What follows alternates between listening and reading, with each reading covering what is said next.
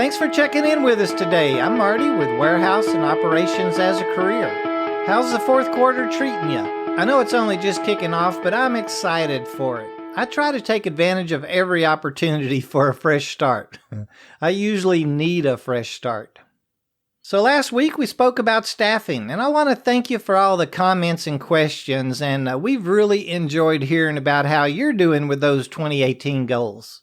It sounds like everyone's doing a great job with them, and all the motivation and enthusiasm, well, it's just really blowing me away. We're going to have some great leaders within the industry in the next few years. Keep it up, guys. I think all of you are rocking it out there. Well, I kind of made a hard right turn somewhere there, didn't I?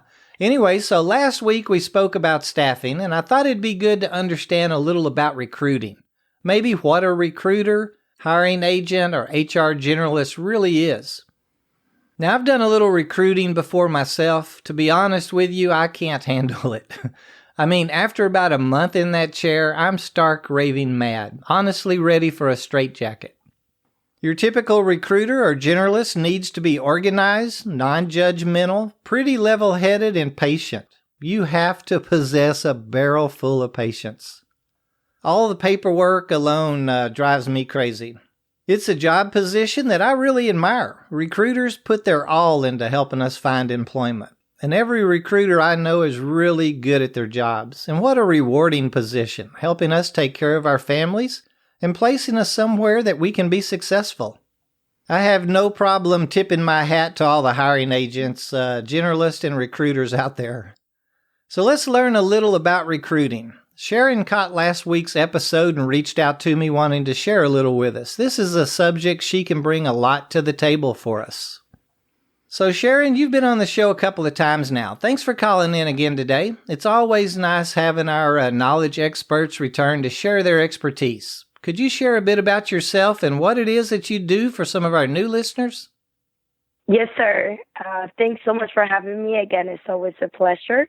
And of course, for the ones that have not listened to me before, I always enjoy talking to you about all the tips to go over resumes and all the tricks that you can use, during the interviews, whether it's face-to-face or over the phone. Always here. And it's always nice to have you back. So Sharon, you place ads on social media pretty much daily. I see them on like 5 of the job boards that I'm a member with. What are you trying to achieve when you actually structure an ad? What's important? The information, the call to action for our likes or responses? What are you really trying to put out there? My main goal is to make sure I'm very informative. Since I have mentioned to you before, I'm a full desk recruiter and I don't have much time to stay on social media to pay attention to the reactions to the ad. And I make sure all my ads, they include my physical address, contact information, details for the position, shift, pay, location, or the area. Sometimes as recruiters, we're not able to disclose the customer's information. And definitely just make sure that everyone that sees it has the information to contact me just in case I am not there to respond live. Yeah, I think that all that information that you mentioned, I think that's what's important to us. And if we really read through the ad and we pick up on, that we could be really good at that position, then we know exactly what we need to do. So you mentioned being really busy, and it sounds like you stay busy. Sometimes busy is kind of stressful. I know that filling positions, being a recruiter is kind of stressful at times. I've been there. Sharon, what would you like to see from us? What can we do to help you help us? Helping a busy recruiter, not just me. It's when the candidate knows what they're looking for, it helps a lot in order to provide the correct information. Sometimes people are not trying to work. They're just seeking information. And it's good to know either whether it's at the beginning of the call or beginning of a interview. And some people are very honest. They say, I am looking for information not looking for the job or not trying to work right now. And that helps a lot because you can also have a conversation with the person, giving them information and details of what you do and how you can help them. Yet you can also set them up or give them future positions that you could have, in the future, or, just ways that you can help them. Now, when somebody is ready to work right now, we have to make sure that we drive that interview, whether it's over the phone or chatting on social media, which a lot of people find that easier nowadays, or if it's face to face, we can just have a focus.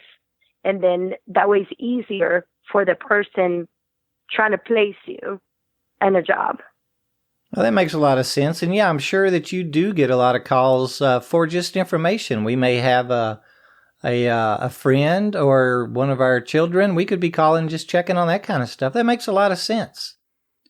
So today's show is really about recruiting. Let me kind of sidestep a little bit and ask you something about really being a recruiter.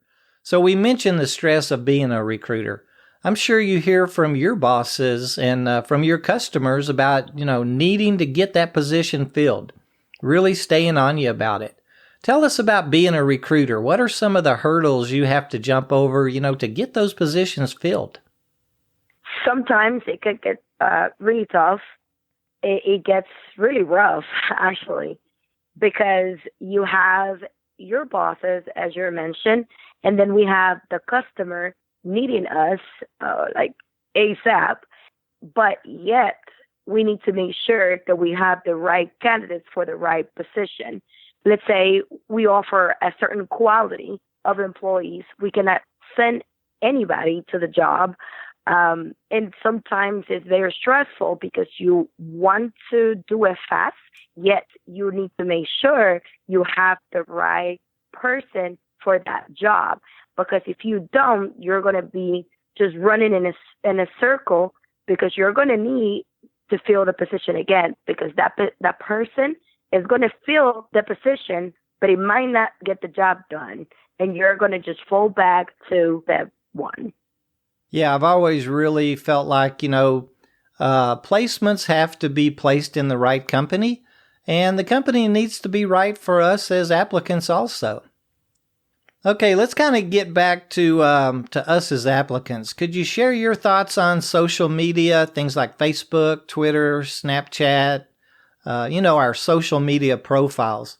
How important are our profiles? It is very important.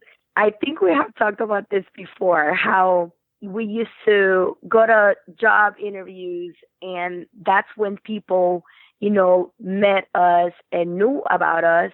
Now the employers have the opportunity of knowing way more about you than what you think that you're willing to share during an interview.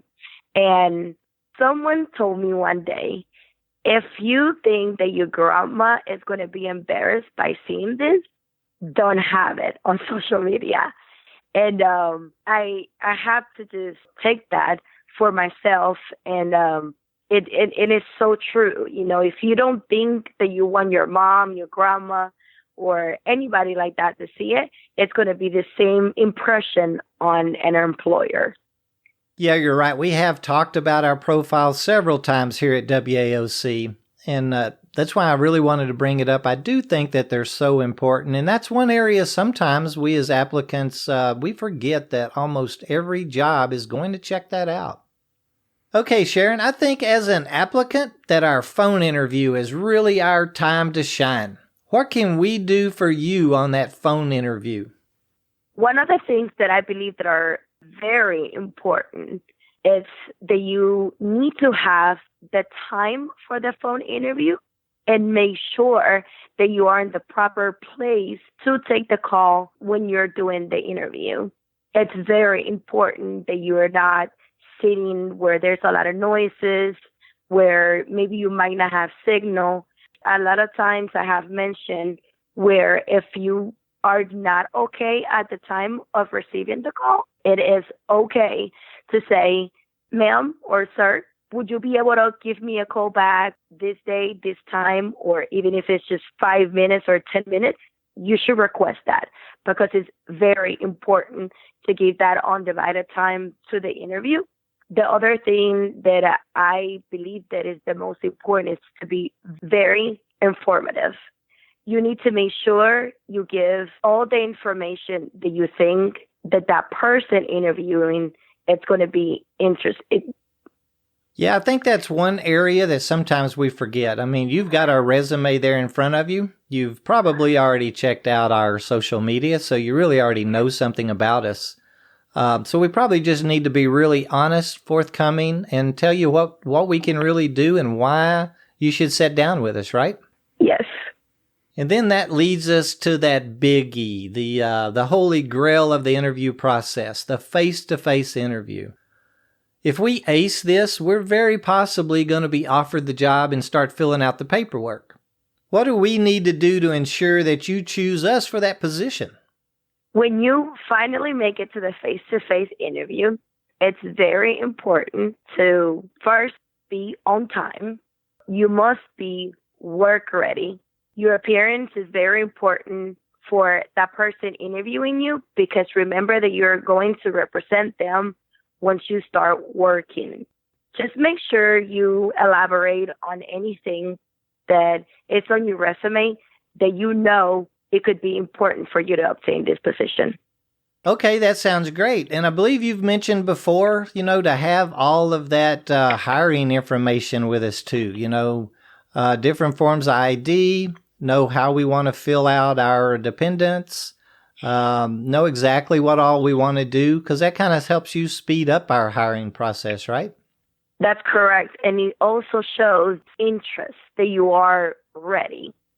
It does, doesn't it? And how about selling ourselves at that face-to-face? I mean, I guess anybody can go overboard, but isn't it important that we really kind of push through, let you know that we are convinced that we'll be the best person for that job?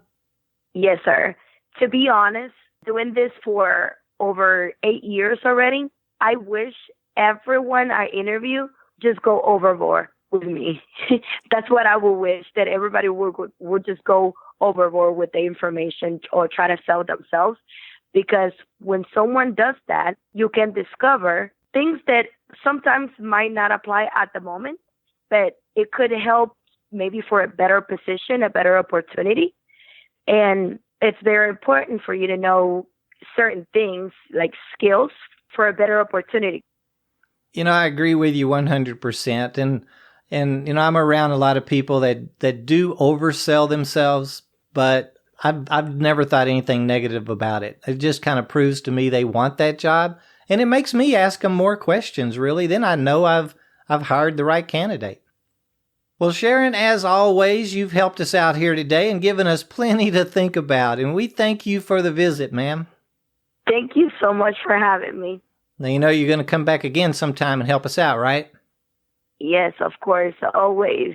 And just everyone that is listening right now, just always need to make sure to make big decisions with that job and find a career that makes them feel proud and accomplished. You're absolutely right. And I'd like to thank each of you for listening in again this week. If you have any questions with or need any help on any of today's topics, please send us an email to host@warehouseandoperationsasacareer.com. And I'm sure either WAOC or one of our guests that I can reach out to will dig us up an answer. And for today's safety thought, let's all remember that safety is priority one, professionally and personally.